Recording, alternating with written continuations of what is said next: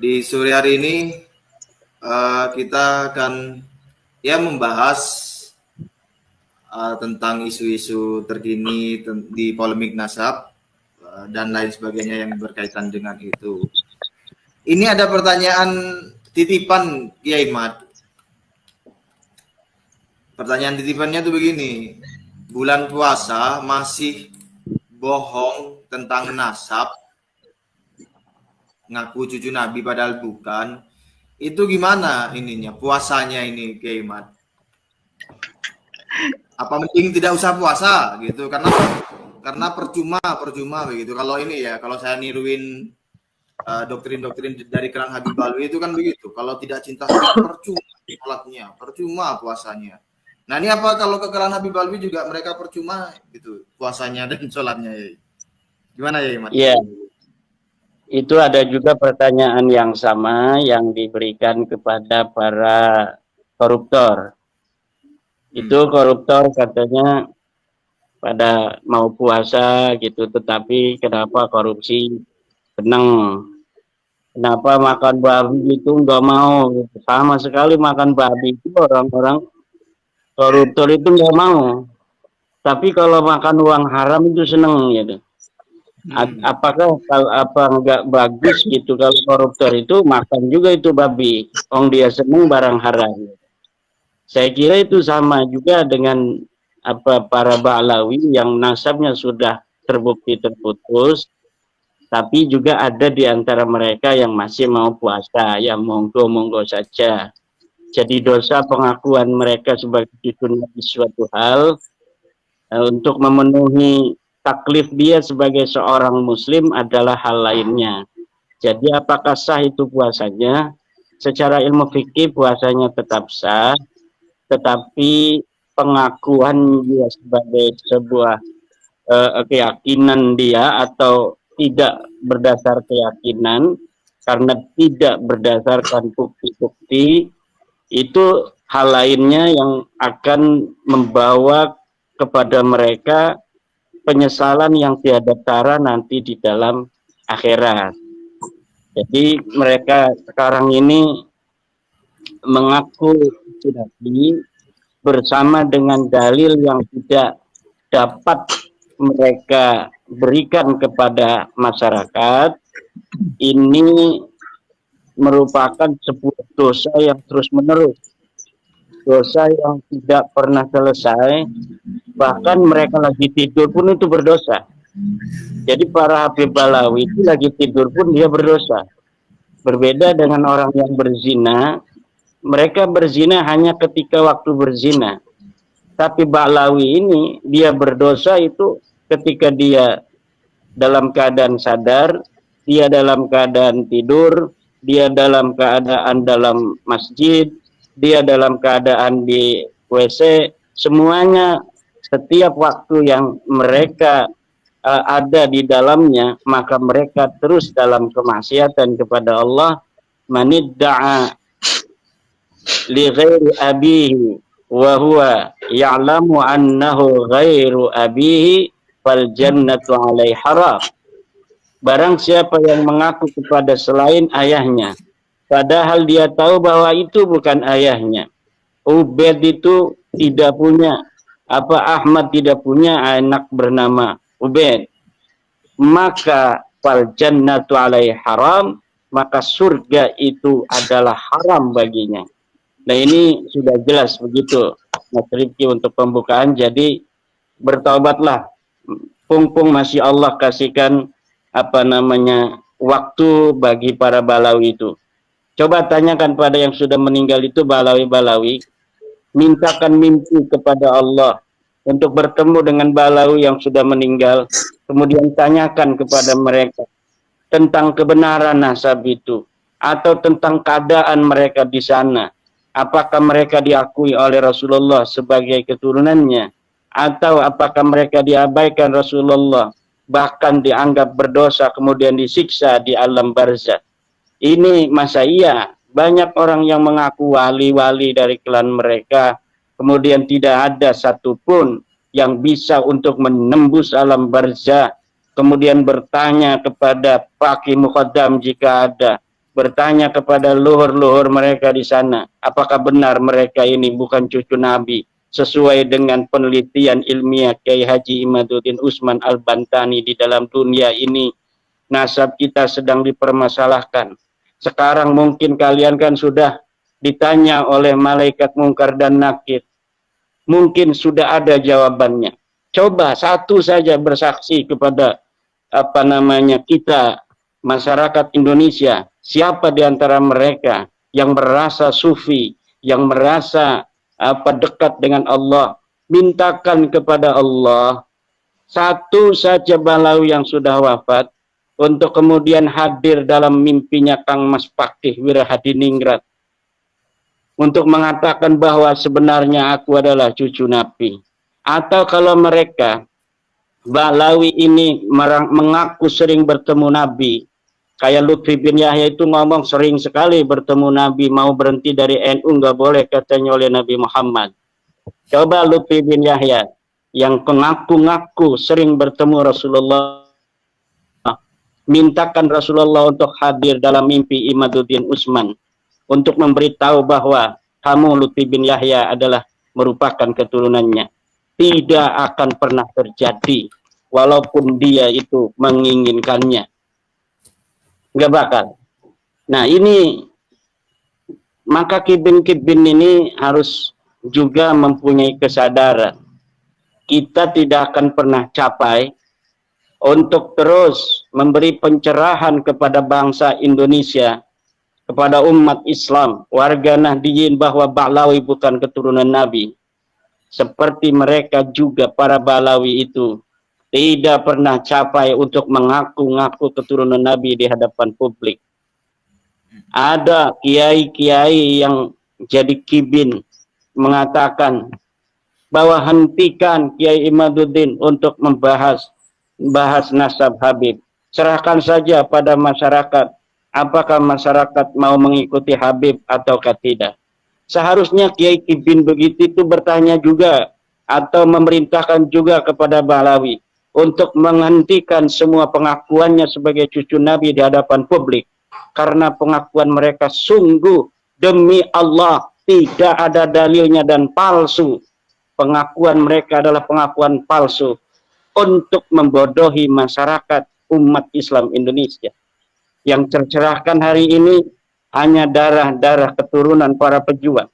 Tapi seluruh bangsa Indonesia ini kan tidak semuanya. Ada darah-darah pahlawan, darah pejuang. Bisa untuk dibuktikan. Hari ini yang mau ikut merasa bahwa ini adalah tanggung jawab kita bersama. Di situ mengalir leluhur-leluhur para pejuang Nusantara di masa silam. Dan orang-orang yang tidak memiliki kepedulian itu bisa dibuktikan, susuri ke atas. Adakah pejuang yang pernah ada di dalam struktur nama-nama keturunanmu? Ataukah memang pengkhianat yang ada di sana? Wallahu a'lam bishawab. Ya baik, Kiai Imad. Begitu penjelasan dari Kiai Imad. Itu menarik untuk diperpanjang tentang keturunan para kibin-kibin itu, seperti ya kiai-kiai yang menjadi kibin itu menarik untuk dilanjutkan, tapi tidak kita bahas pada sore hari ini. Saya ke Gus Fakih. Gus Fakih, gimana? Ada apa yang mau disampaikan dari Gus Fakih tentang update-update terkini, Gus Fakih? Monggo, Gus Fakih. Pertama sedikit saja saya akan meneruskan menambahi sedikit saja terkait masalah bulan puasa dengan pengakuan palsu cucu Nabi. Kita mengenal di dalam kaidah pernasaban, barang siapa mengaku anaknya orang lain maka dia mal'un atau terkutuk. Dia menyiapkan tempatnya di neraka jahanam.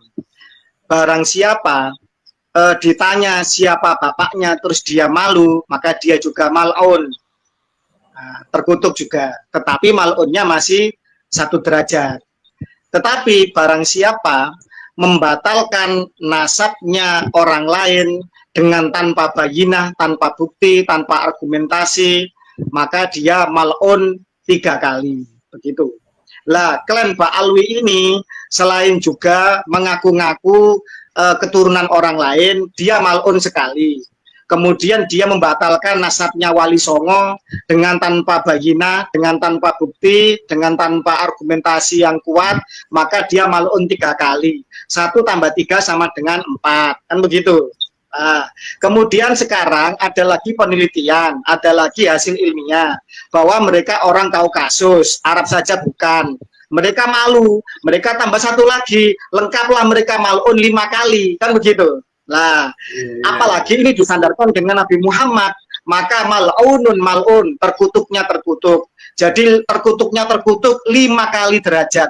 Jadi begitu. Nah, terkait mengenai masalah apakah mereka puasanya diterima selama rukun sah dan rukun syarat wajib, syarat dan lain sebagainya itu dipenuhi, ya bisa jadi sah, tetapi diterima tidaknya itu urusan Allah, kan begitu.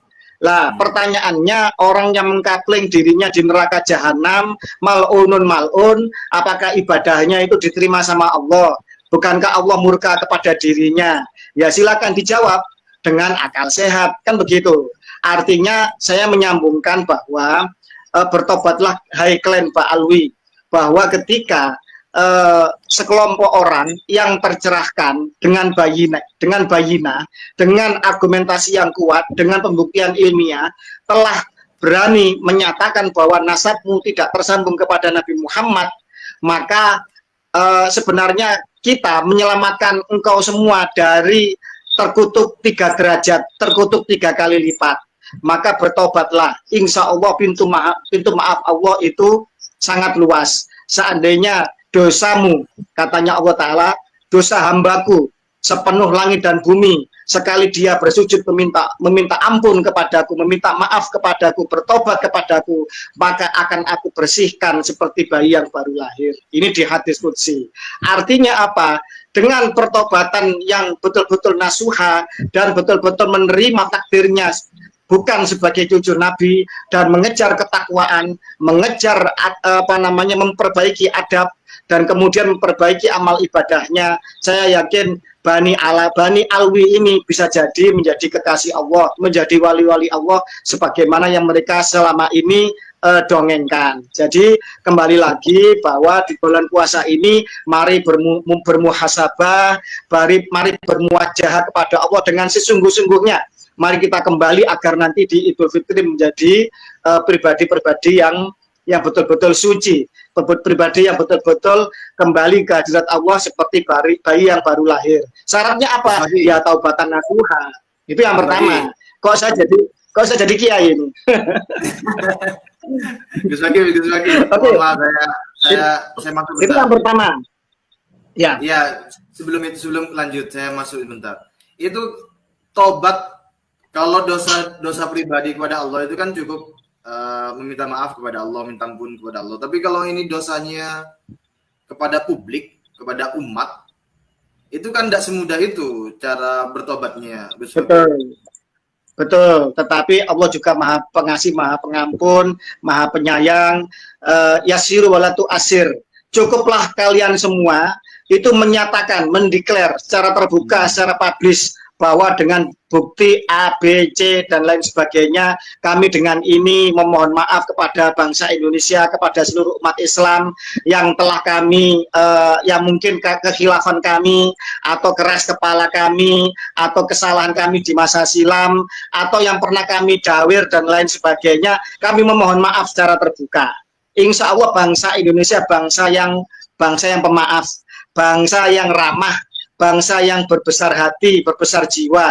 Dengan itulah bangsa ini dibangun, dengan Bhinneka Tunggal Ika dan dengan Pancasilanya. Saya yakin bangsa yang baldatun thayyibatun warabun ghafur ini, bangsa yang mengikuti akhlaknya Kanjeng Nabi ini akan memaafkan kalian semua. Asalkan kalian benar-benar sungguh-sungguh meminta maaf dan tidak akan mengulangi kejahatan-kejahatan kalian, baik kejahatan di dalam hati, baik kejahatan di dalam narasi maupun kejahatan di dalam perbuatan-perbuatan nyata selama ini yang telah merugikan masyarakat luas. Itu yang pertama. Yang kedua, sebenarnya penyadaran terus-menerus akan pengakuan palsu kejahatan klan Ba'alwi ini dari sisi ilmiah itu sudah selesai sebenarnya. Kiai Imaduddin dengan dakwah safarinya, dengan edukasinya di YouTube dan semua pejuang yang lain, dengan mengarang buku, kitab, membuat risalah, membuat antitesis yang saya yakin katanya Dr. Sugeng sampai kiamat kurang sehari ya tidak akan pernah bisa dijawab oleh klien Mbak Alwi. Dan kemudian baik dari itu para youtuber kita sekarang di netizen, mereka sudah menjadi bahan candaan, bahan tertawaan, seolah-olah mereka sudah tidak punya harga diri lagi. Mereka jadi bahan mainan, bahan candaan dari Gen Z kita. Itu sebenarnya sudah harus mereka itu introspeksi diri. Cuma karena memang ini masalahnya masalah kehormatan, masalahnya masalah rupiah, masalahnya nasab untuk nasib. Jadi sebagian besar masih bertahan untuk mempertahankan narasi.